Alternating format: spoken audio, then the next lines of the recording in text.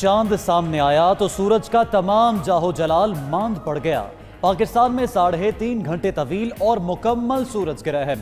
صبح 9:45 پر گرہن شروع ہوا اور 1:30 بجے تک جاری رہا۔ آسمان پر رنگ آف فائر کے مناظر کیمرے کی آنکھ میں محفوظ۔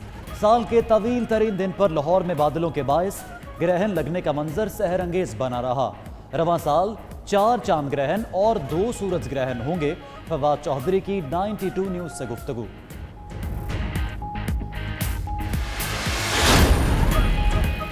سورج گرہن کے دوران شہر شہر نماز کسوف کی ادائیگی۔ ملک بھر میں لوگ اللہ کے حضور سر بسجود ہو کر توبہ استغفار کرتے رہے۔ سورج اور زمین کے درمیان چاند کے آتے ہی مسجد الحرام اور مسجد نبوی صلی اللہ علیہ وآلہ وسلم میں نماز کسوف ادا کی گئی۔ چین، متحدہ عرب امارات اور بھارت سمیت عالمی سطح پر بھی سورج گرہن کے نظارے کیے گئے۔ سردار اختر مینگل اور مولانا فضل الرحمان کی اہم ملاقات۔ آئندہ کی مشترکہ سیاسی حکمت عملی پر تفصیلی مشاورت۔ اختر مینگل کا ملاقات کی تفصیلات میڈیا کو بتانے سے انکار۔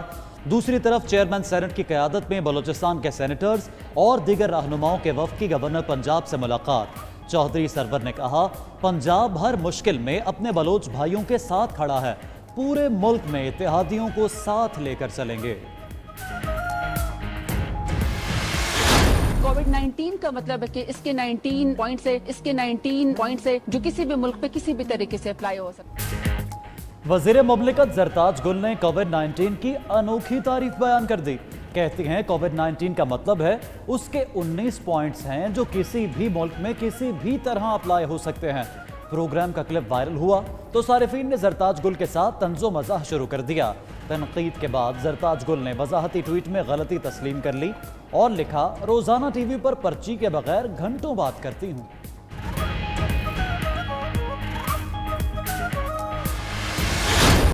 بانوے ہاٹ سپاٹ آئیڈینٹیفائی کیے گئے جن کی نشاندہی کی گئی ہے۔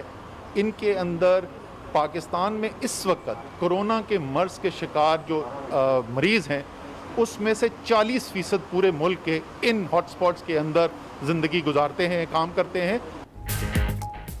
اسد عمر کا کہنا ہے 20 شہروں میں 92 ہاٹ سپاٹس کی نشاندہی کر لی۔ ان اسپاٹس پر کورونا کے 40% مریض ہیں جو ملک کی آبادی کا 3% ہے۔ جولائی کے آخر تک اسپتالوں میں 2100 آکسیجن بیڈز کا اضافہ کیا جائے گا۔ ڈاکٹر ظفر مرزا نے کہا، پر ہجوم جگہ پر ماسک پہننا لازمی قرار دیا گیا ہے جو پہلے سے بیمار تھے۔ لاہور کے سرکاری اسپتالوں کے آئی سی یو بھر گئے۔ گھروں میں استعمال ہونے والے آکسیجن سلنڈرز بھی نایاب ہو گئے۔ مانگ بڑھنے پر دکاندار منہ مانگے دام وصول کرنے لگے۔ اسلام آباد میں ضلعی انتظامیہ نے ذخیرہ اندوزی روکنے کے لیے دفعہ 144 نافذ کر دی۔ آکسیجن سلنڈرز اور دیگر اشیاء کی ذخیرہ اندوزی اور منافع خوری پر پابندی ہوگی۔ دوسری طرف پاک آرمی اور سندھ حکومت کے اشتراک سے کراچی ایکسپو سینٹر میں ہائی ڈیپینڈنسی یونٹ قائم کر دیا گیا۔ کا پلازما زندگی ہے۔ 67,000 خوش نصیب پلازما عطیہ کر سکتے ہیں۔ میئر کراچی، حیدرآباد اور اسلام آباد کے ڈاکٹرز کی بھی پلازما عطیہ کرنے کی اپیل۔ اداکار احسن خان، ماڈل ہنا ملک، گلوکارہ مسکان، کرکٹر احسان عادل اور عالیہ ریاض بھی 92 نیوز کی مہم کا حصہ بن گئے۔ اگر آپ کو پلازما عطیہ کرنے میں مسئلہ ہے تو 033419202268 پر واٹس ایپ کریں۔ 92 نیوز پلازما عطیہ کرنے میں آپ کی مدد کرے گا۔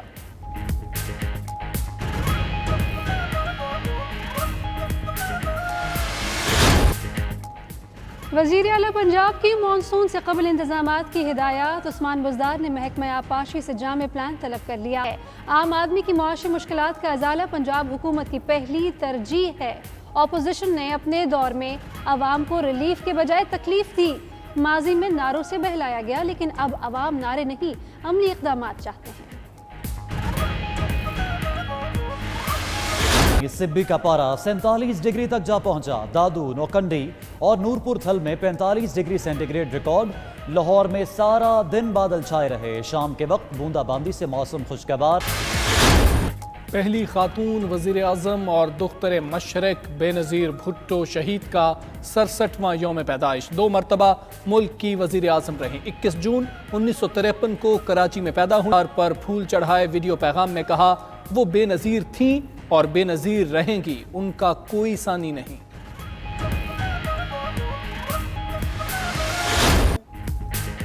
مجھ کو چھاؤں میں رکھا اور خود جلتا رہا دھوپ میں نے دیکھا ایک فرشتہ باپ کے روپ میں۔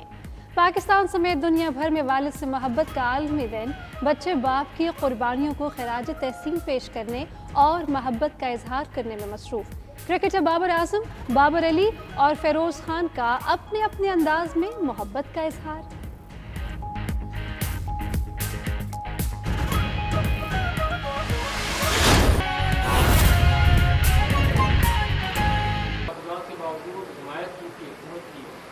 اب موجودہ فنانس بل کی آپ حمایت کریں گے یا مخالفت کریں گے یا ووٹنگ میں حصہ نہیں لیں گے، کیا کریں گے؟ دیکھیں نا، جب ہم نے حکومت کا ساتھ ہی چھوڑ دیا ہے تو بیگانی شادی میں پھر عبداللہ دیوانے ہم کیوں بنے؟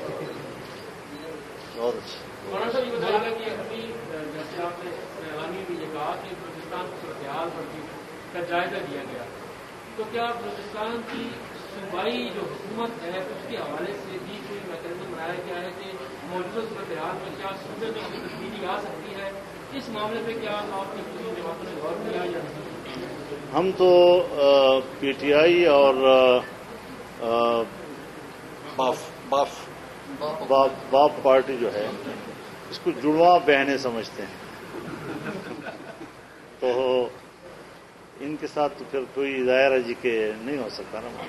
مولانا صاحب تبدیلی کی جو بات میں نے کی کیا صوبائی سطح پہ کوئی تبدیلی ہو سکتی ہے حکومت میں، اپوزیشن جماعتیں اکٹھی بیٹھی یہ تو صوبائی جماعت بیٹھے گی اور صوبائی جماعتیں آپس میں سوچیں گی کہ وہاں کیا کوئی تبدیلی کے امکانات ہو سکتے ہیں یا نہیں۔ میں اس پر تبصرہ کرنے کی پوزیشن میں نہیں ہوں۔ مولانا صاحب آزادی مارچ جس مقصد کے لیے آپ لائے تھے کہ موجودہ حکومت کا خاتمہ لانا، اب جبکہ اختر مینگل صاحب بھی حکومت کے ساتھ نہیں ہیں، کیا اس طرح کی صورتحال پیدا ہو سکتی ہے کہ تمام اپوزیشن جماعتیں حکومت بنائیں اور موجودہ حکومت کا خاتمہ؟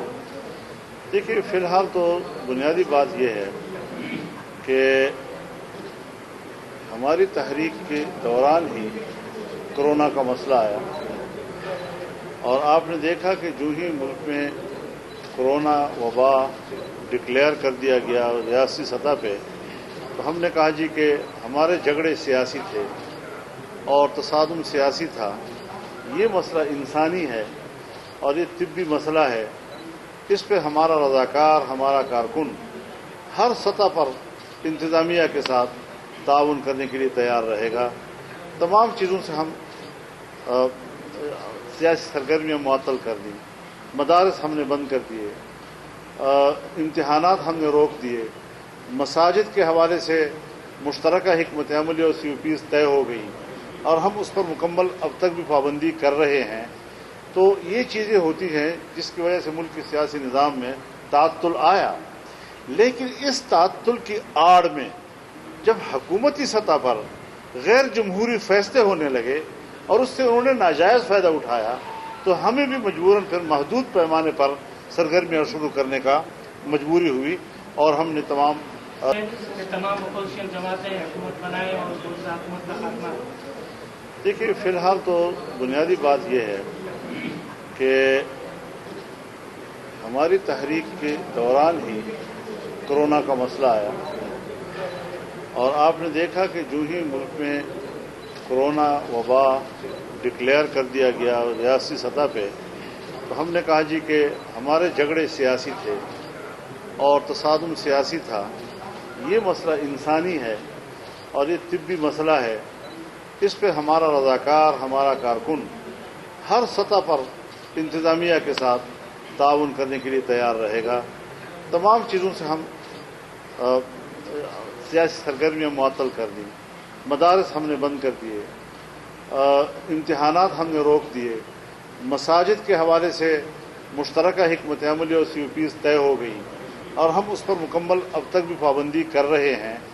تو یہ چیزیں ہوتی ہیں جس کی وجہ سے ملک کے سیاسی نظام میں تعطل آیا، لیکن اس تعطل کی آڑ میں جب حکومتی سطح پر غیر جمہوری فیصلے ہونے لگے اور اس سے انہوں نے ناجائز فائدہ اٹھایا، تو ہمیں بھی مجبوراً پھر محدود پیمانے پر سرگرمیاں شروع کرنے کا مجبوری ہوئی، اور ہم نے تمام سیاسی پارٹیوں کے ساتھ رابطوں کا عمل شروع کیا، تو ہمیں بھی مجبوراً پھر محدود پیمانے پر सरगर्मियां शुरू करने का मजबूरी हुई और हमने तमाम सियासी पार्टियों के साथ राब्तों का अमल शुरू किया है।